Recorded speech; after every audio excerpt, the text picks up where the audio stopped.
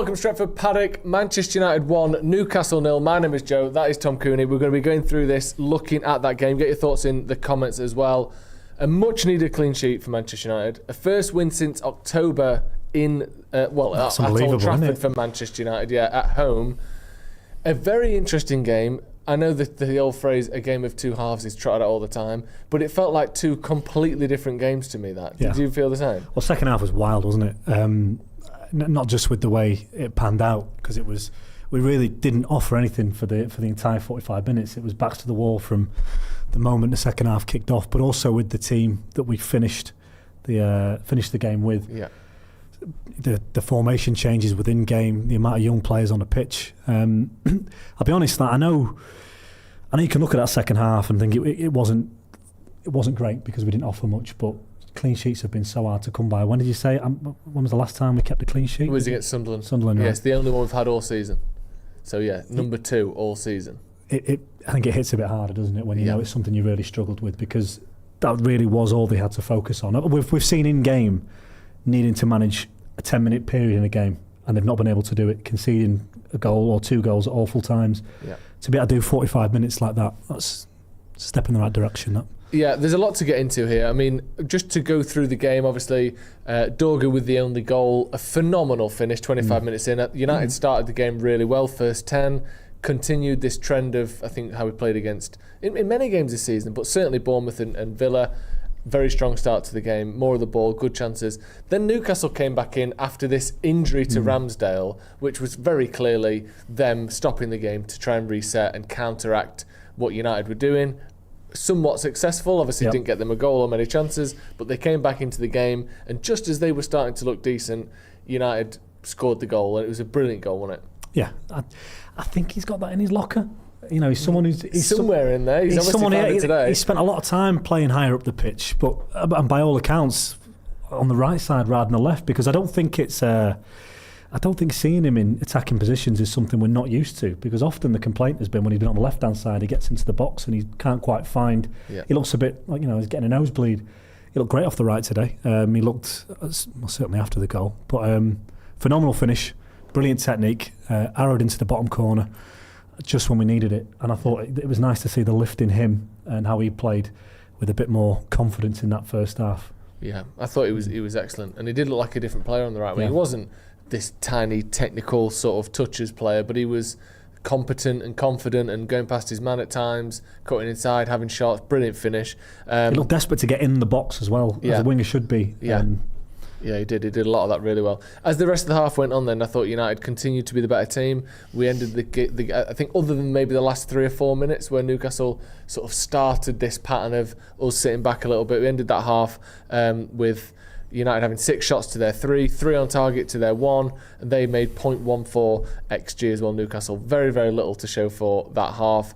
Then if we look and just jump to the second half, Newcastle 76% possession, 1 expected goal, so United 0.65. So we weren't completely toothless United, but only that came from 3 shots to Newcastle's 13. Again though, only 2 on target for Newcastle, so it wasn't as though it was an absolute masterclass from Lommans. He did have a good game, but it wasn't David De Gea versus Arsenal type stuff, was it? It was United clearly deciding to defend the lead.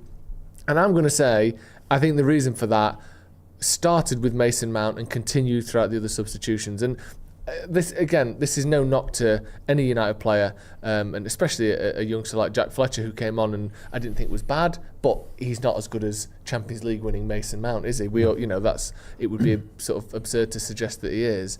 And I think the same can be said for most of the other substitutions that we made. Like, you look at Fletcher and Xerxes, Yoro may be a little bit of an outlier, but he's having a bit of a tricky time recently. And you've got Fredrickson and Malacia as well. I would argue that all of those substitutes didn't improve on the player that they came on for. Yeah. And they're all of a sudden 50% of your outfield is of lesser quality or less experience, certainly, than the one you started with. Is it any surprise we sort of relied on sitting back in the second half, or do you think there's more to it than that? No, not at all. I mean, I think it did start a little bit at the end of the first half, where they sat in, and you are hoping that, or maybe they're just doing this because the threat's not been significant from Newcastle, and maybe they just want to get into half time because they've conceded in that situation before against the run of play. when they've had a really, really good half of football. So I was hoping to see a little bit more at the start of the second half, but it really was... It didn't really change, did it? The substitutions, what I will say is that you want options on your bench. Yeah. And I think forget changing player for player and trying to maintain that quality. It also felt like we'd dropped a little deeper. Yeah. And we needed to change something tactically, and we just didn't have them options on the bench to do anything that was any real surprise. It was a little bit of like for like. It was bringing on the first team players that we had available. I said in game, just to freshen up where we could. Yeah. I wonder if Sesko would have come off. I wonder if, obviously Casemiro came off in the game, but it was just... I wouldn't put that at the feet of Amorim, the way the second half was managed with the substitutions. It just felt like we're in a bit of a desperate moment with players missing AFCON, a lot of players injured. Yeah. The options aren't really there. It's all come at us at once, hasn't it? Because obviously we've been talking no end. Mazraoui, Ahmad and Burmo. Mazraoui, Ahmad and Burmo. Oh, chuck Bruno in there, who never gets injured. Chuck Mason Mount in there as well, who, he has been getting injured obviously a lot more, but he's been staying fit. Chuck Kobe Mainu in. The first time he gets a chance to start a run of games in midfield, he's injured for a week or two at least. It has been a particularly unlucky run.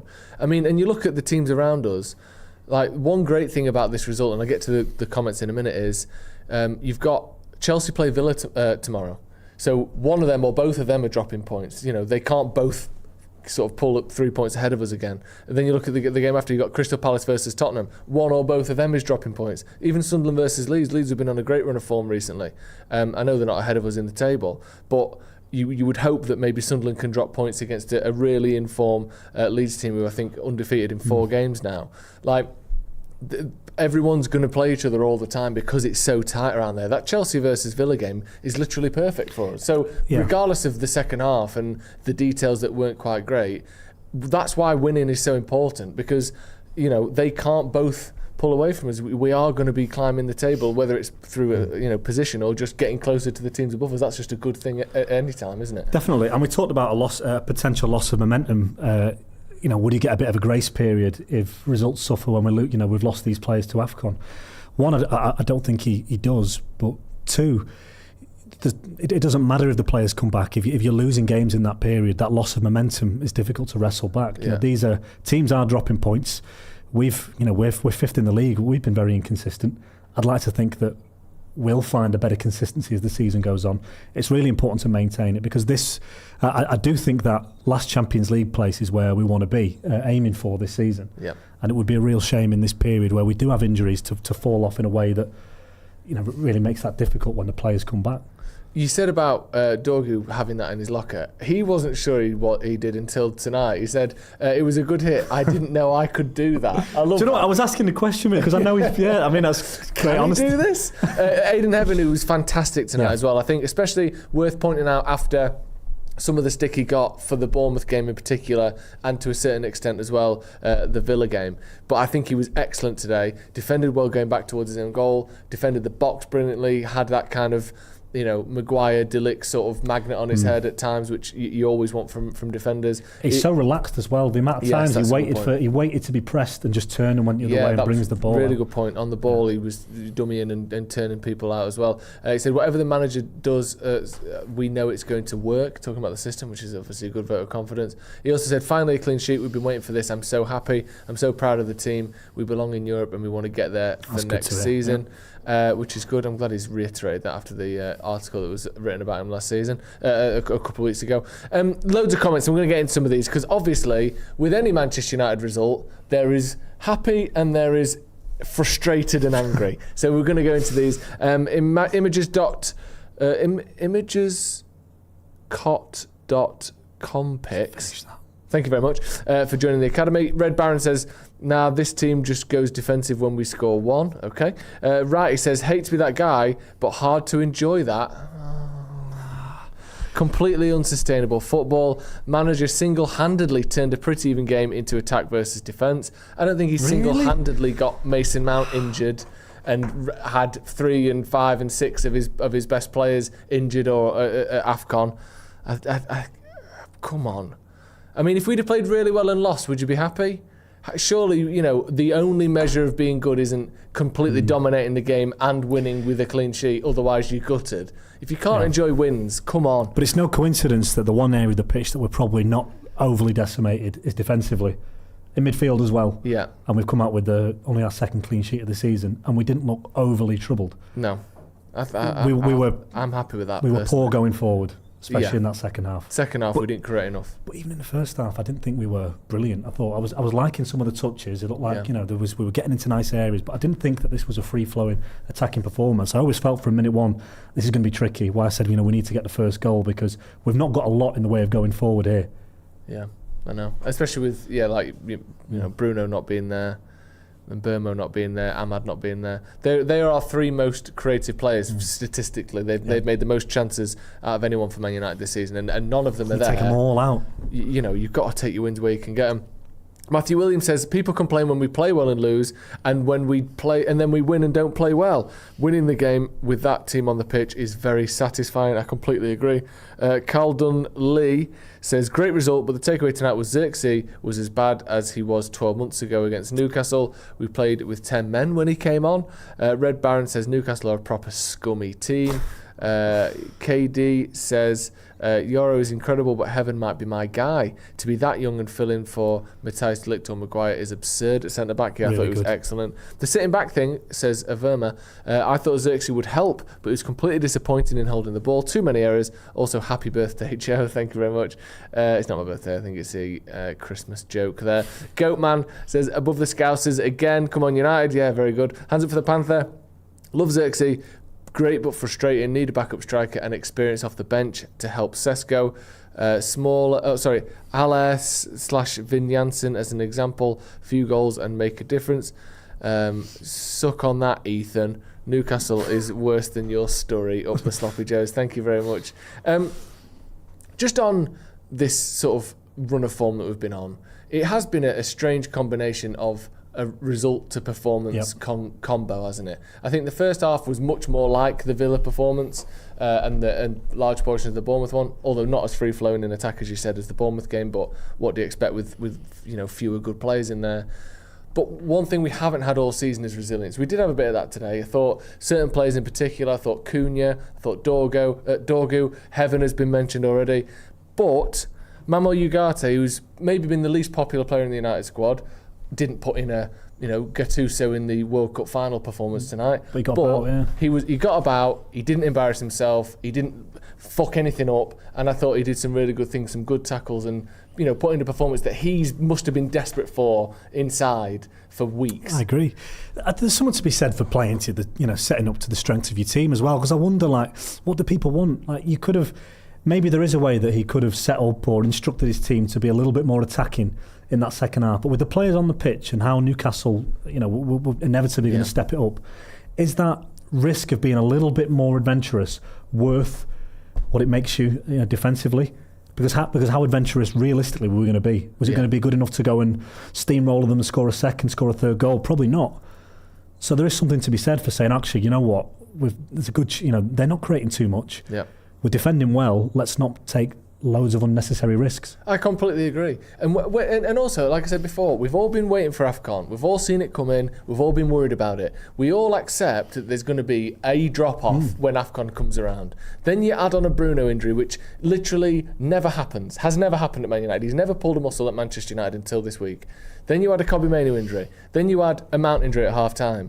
And we don't accept any drop-in attacking prowess and control of the game. What did we think it would look like when we lost just 3 of our most attacking players? Resilience, let alone 7. It's not end-to-end, is it? That's what it looks like. I think to not play brilliantly, although have spells in the game where you're comfortably the better team, which we did, and to beat a team in Newcastle who, again, maybe not the best they've been in years, but they're not terrible, and they're a team that has caused us terrible, terrible trouble over the last few seasons. That's exactly what I hoped we would look like during AFCON. Gritty, difficult to beat, enough quality to score goals that we deserve to score, and winning games a little bit ugly. What else did we expect? That's all I could have wanted. You've lost, who are our actual best players? Either in Burmo, they're Bruno Fernandes, and probably Ahmad. Yeah. And then, you're looking at maybe Chuka de Ligt in there, Casemiro's been pretty good. But they're our best players. Yep. then they're not playing. We're going to be not so able to control every minute of a game. But like you said, Newcastle didn't make loads of big chances. They put the ball in the box a lot, didn't do a lot with it. And a big portion of that, I think, is down to Senna Lomans, who I thought was excellent, especially in the way he controlled his area. Compare that to Onana, who, flaps at it, doesn't get anywhere near it. We saw against Grimsby, punching the ball into the opposition player and it, fall into their feet. The same can be said for Altay Bayindir as well. Lomans just adds such a level of coolness and composure to the team that none of our other keepers in recent years have done, I would say. Yeah, and it's not just about the quality of the coming out, collecting the ball, or necessarily the saves. It's the fact that I think when, for spells with Onana, with Bayindir, the opposition get that feeling of just drop one on them. Yeah. And so the percentages that you're then working off are entirely different. Whereas when you have a keeper that's as assured as Lomans, when you get the ball into wide areas, or you get a chance where you think the angle's not great here, you are still trying to work a good delivery into the box. Whereas the amount of times when you've got a keeper that's going to flap at things, you probably don't work the ball as much. You're probably not looking for the perfect angle. You just think, if I get a chance, I'm going to load it on top of him. The corners, one of them corners we were facing, that you don't put every corner on top of the goalkeeper, just in underneath the bar. But that's what was happening to us. Yeah. Because invariably there's such a weakness. It's going to bring something. Keep doing it, you'll get a goal. Yeah.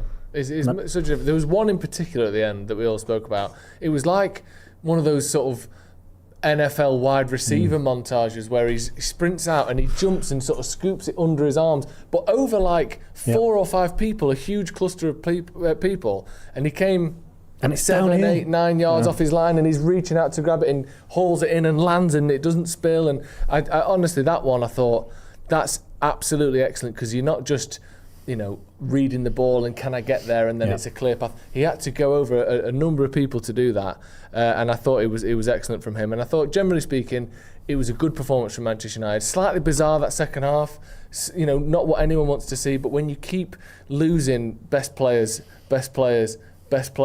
eventually you're not the same team. You can't control every minute of every game, and Newcastle are a good team who have been underperforming this season, and I think to hold them out and to get a clean sheet, that's why clean sheets are so important as well, because so many games this season, Man United have taken the lead and dropped it, and then we've either reclaimed it or gone on and lost.